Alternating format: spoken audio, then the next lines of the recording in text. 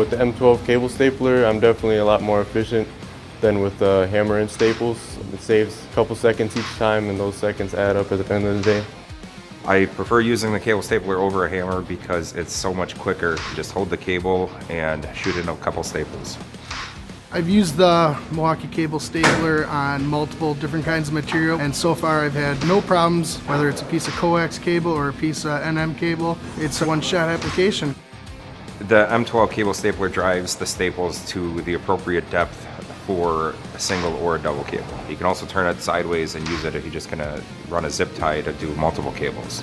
The M12 cable stapler is the perfect size. I can keep it on my belt all day. It can fit in pretty much every spot that you have to staple.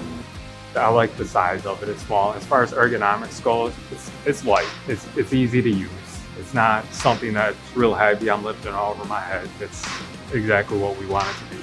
The cable guide makes it really nice not to hit the wires you're stapling. I think it's really easy to use, and it's nice having a LED light to light up in the dark spaces.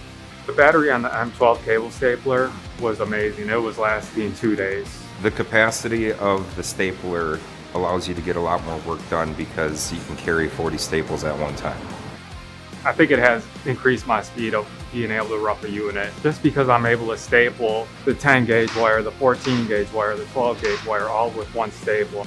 It's real nice having a durable quality tool. It absolutely saves time, and I use it every single day. Milwaukee makes all the right tools for the job that we got to get done.